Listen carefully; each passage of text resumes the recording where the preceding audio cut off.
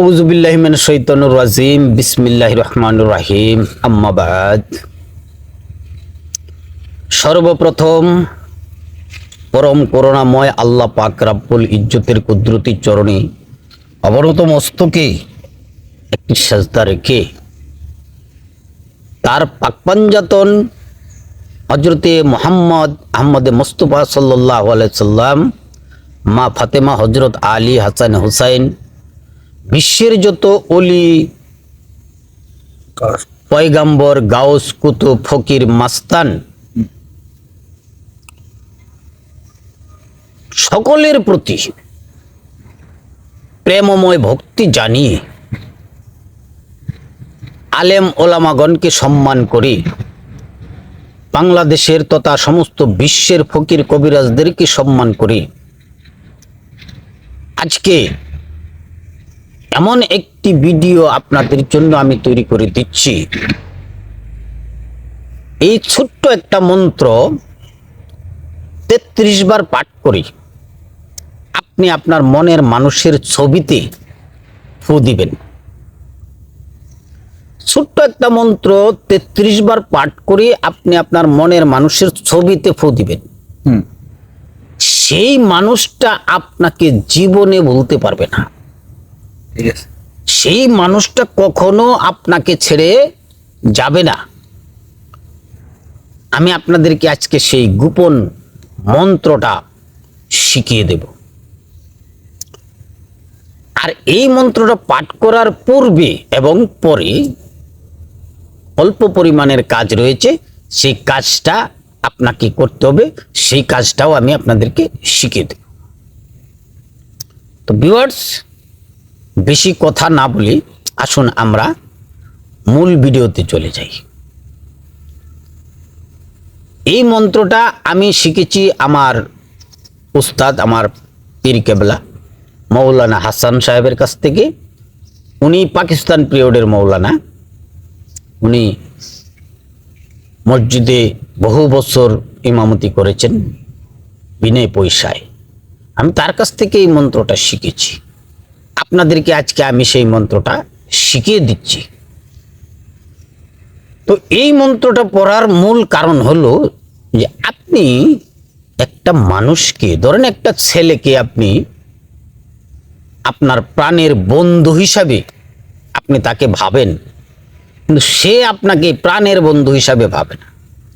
সে ভাবে যে আপনার টাকা পয়সা কিভাবে খাওয়া যায়, আপনাকে কিভাবে ব্যবহার করা যায়, সেই জন্য আপনার পিছনে পিছনে সে ঘুরে। আসলে সে প্রকৃত বন্ধু না।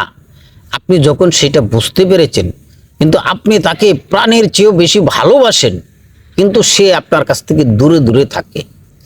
সেই মানুষটার ছবিটা এনে আপনি এই মন্ত্রটা 33 বার পরে ছবিতে ফু দেন। সে আপনাকে, আপনি যেমন তাকে ভালোবাসেন, সেও আপনাকে এরকম ভালোবাসবে।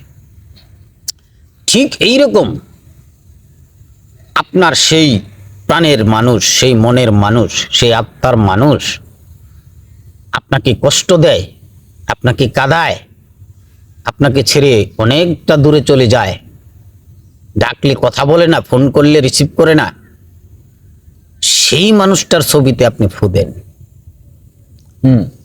আপনি দেখা যায় যে আপনি একটা অন্যায় করেন নাই এলাকায় না, তারপরেও আপনার নামে একটা বিচার শুরু, সালিশ শুরু হইল। তো আপনি কিন্তু অন্যায়টা করেন নাই, আপনি জানেন যে আমি অন্যায়টা করি নাই। তাহলে সেই যে এই বিচারের মাতাব্বরের ছবিতে আপনি 33 বার পরে ফু দেন, সে আপনার প্রিয় মানুষ হয়ে যাবে। আপনার স্ত্রী কোনো কারণে ঘটনাচক্রে আপনাকে ছেড়ে তার বাবার বাড়ি চলে গেছে, সে আর ফিরে আসছে না, আপনি তার ছবিতে 33 বার পরে ফু দেন, সে আর বাপের বাড়িতে থাকতে পারবে না, আপনার বাড়িতে চলে আসবে। অনেক দিন আপনার সাথে প্রেম ছিল, এখন সেই প্রেমটা কোনো কারণে ভেঙে গেছে। আপনার প্রেমিকা আপনাকে আর দু চোখে দেখতে পাচ্ছে না, আপনার নামও শুনতে পাচ্ছে না। আপনি তাকে এই ছবিতে ফু দেন 33 বার পরে। সে আপনাকে আর বলতে পারবে না। এটা মারাত্মক একটা মন্ত্র। সেই মন্ত্রটা একদম ছোট, সেই মন্ত্রটা আপনাদেরকে শিখিয়ে দিব। তার দেরি নয়, এখনই মন্ত্রটা শুনে নিন। তবে তার আগে আপনাকে 3 বার দুরূদ পড়তে হবে। 3 বার দুরূদ পড়ে 3 বার সূরা ইখলাস পড়ে 3 বার সূরা ফাতিহা পড়বেন। পরে তারপর সূরাটা পড়বেন। সূরাটা হচ্ছে সালামুন আলা কাউলাম মির রব্বির রাহিম। আবার বলছি, সালামুন আলা কাউলাম মির রব্বির রাহিম। এই শব্দটা পাঠ করে আপনি যার ছবিতে ফু দিবেন তার নাম নিয়ে বলবেন যে, হে আল্লাহ, তার অন্তরটা আমার জন্য পাগল পারা করে দাও। ঠিক 33 বার এইভাবে পাঠ করবেন, আর 33 বার এইভাবে আপনি কথাটা বলবেন। বলে 33 বার ফু দিবেন।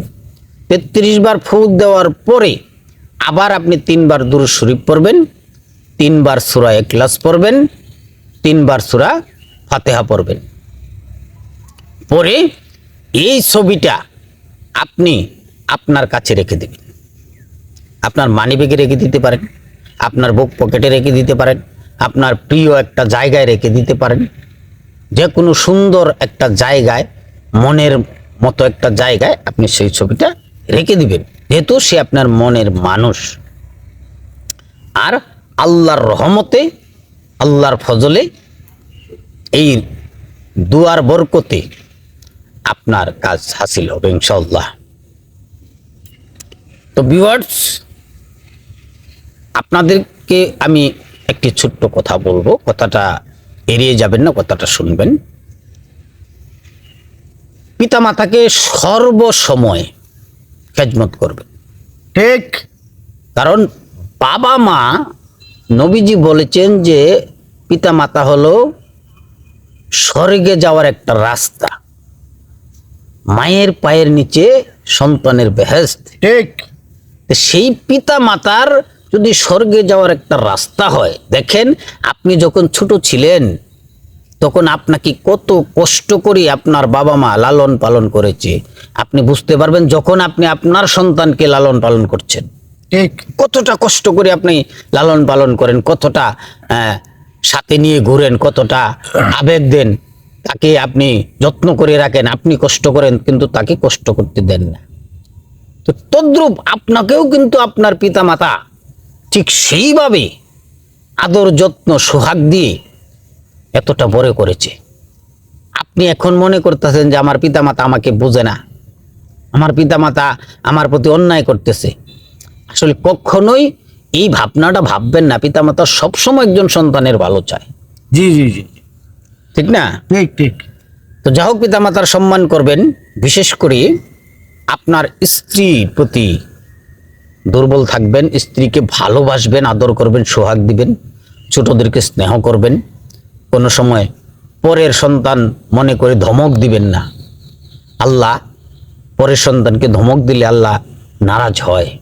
কারণ নবীজি এতিম বাচ্চাদের মাথায় হাত বুলিয়ে দিতেন, ছোট ছোট বাচ্চাদেরকে ডেকে এনে হেসে হেসে কথা বলতেন। আমরা আপনারা সবাই বলবো। তো সবাই ভালো থাকবো, সুস্থ থাকবো, এই কামনা করি আজকে বিদায় নিচ্ছি। আসসালামু আলাইকুম ওয়া রাহমাতুল্লাহি ওয়া বারাকাতুহু।